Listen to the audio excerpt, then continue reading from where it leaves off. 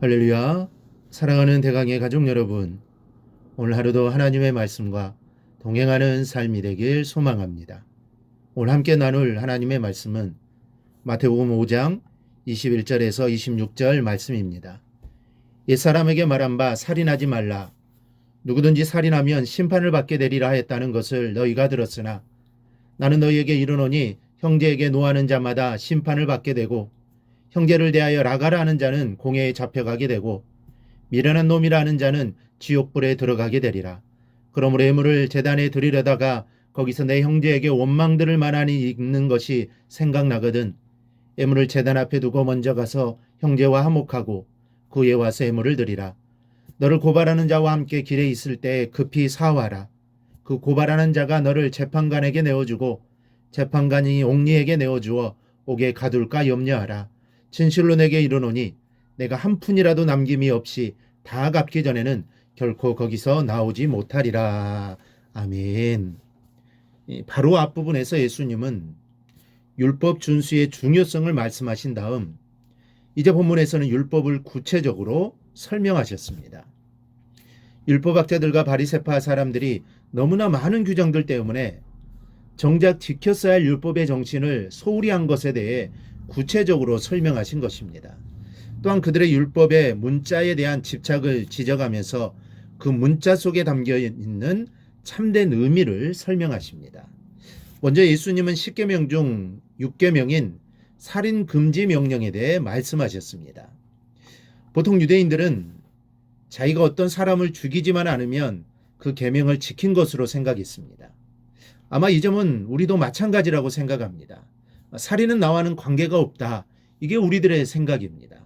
그러나 예수님은 살인에 대해 전혀 예상치 못한 말씀을 하십니다. 22절인데요. 나는 너희에게 이르노니 형제에게 노하는 자마다 심판을 받게 되고 형제에 대하여 라가라 하는 자는 공회에 잡혀가게 되고 미련한 놈이라 하는 자는 지옥불에 들어가게 되리라. 여기에서 노하는 것은 정당한 이유 없이 자신의 감정이나 욕망에서 비롯된 분노를 가리킵니다. 그리고 라가는 멍청이를 뜻합니다. 성경에는 잡류, 비류 등으로 번역되어 있습니다. 이는 상대방에 대하여 인간으로서의 존엄성을 짓밟고 인격을 모욕하는 심한 욕설을 의미합니다. 또 미련한 놈이란 하나님을 부정하는 자라는 의미입니다. 이 유대사에서는 라가보다는 더 심한 욕설 중에 하나가 미련한 놈입니다. 즉 상식의 수준을 넘어 무엇이 살인인가에 대한 새로운 개념을 정립해 주신 말씀입니다. 그런데 어느 누가 다른 사람에게 분노 한번 품지 않고 욕 한번 하지 않고 살 수 있습니까? 몰상식한 사람이 많고 억울한 일이 수없이 많은 이 세상에서 어떻게 분노도 갖지 않고 욕 한마디도 하지 않고 살 수 있습니까? 정말 현실적으로 불가능한 것 같은 말씀이 아닐 수 없습니다. 그런데 이렇게 말씀하신 이유가 무엇입니까? 분노나 욕이 사람됨을 해치기 때문입니다.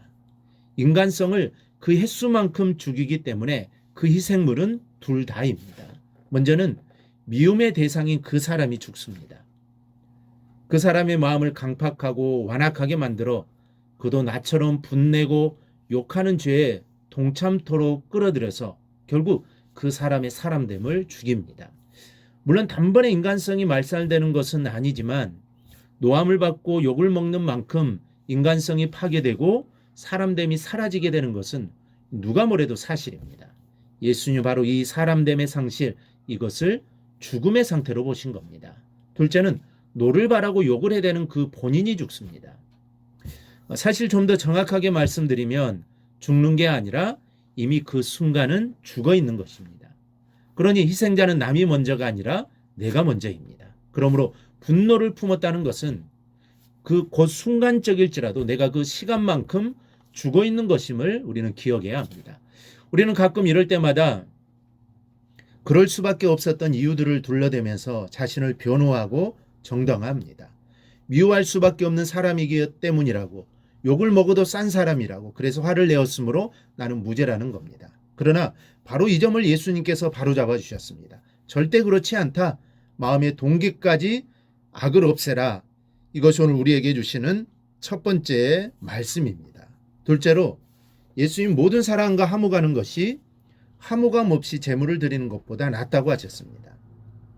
이스라엘 사람들은 자기의 죄를 용서받기 위해서 희생제물을 드렸습니다.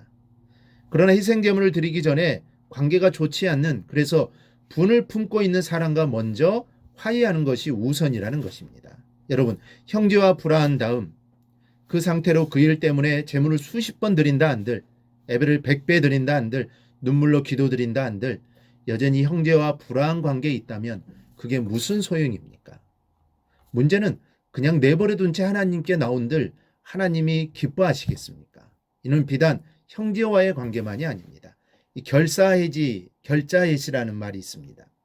문제를 만든 자가 그 문제를 풀어야 한다는 말인데, 이처럼 내 죄로 인해서 파생된 문제들을 해결하기 위해 스스로 최선의 노력을 해서 해결해야 한다는 것입니다. 이것이 그리스도인다운 생활 태도라는 하나님의 말씀을 우리가 기억하시기 바랍니다. 예수님의 인간관계의 중요성을 본문 마지막 부분에 이렇게 말씀합니다. 너를 고발하는 자와 함께 길에 있을 때 급히 사화하라. 빨리 화목하게 되라는 것인데, 바로 화목이 문제 해결의 첩경이라는 말씀입니다. 오늘 말씀의 내용처럼 누군가가 내게 빚을 받아내기 위해 나를 고소했다고 가정해 봅시다. 내가 잘못한 게 분명한데 법에서 이길 재주가 있겠습니까? 또 전적으로 내 잘못이 아니라고 한들 피곤해지는 것은 기정사실 아닙니까? 유익될 게 없습니다. 그러므로 잘했든 잘못했든 문제를 해결하는 가장 좋은 해결책은 화목이라는 말씀입니다. 법대로 할 것 없이 좋은 관계를 가짐으로 그 관계 속에서 문제를 선하게 해결하는 것, 이것이 그리스도인다운 참으로 멋지고 여유로운 모습일 겁니다. 그러니 어느 누구에게도 뼈아픈 말, 경멸하는 말, 인격을 손상시키는 말을 절대적으로 삼가시기를 바랍니다. 또한 나로 인해 생긴 문제를 적극적으로 해결하려는 책임 있는 모습이 되어야 합니다. 하나님은 이런 사람을 기뻐하십니다. 그리고 좋은 인간관계를 맺으며 살아야 합니다.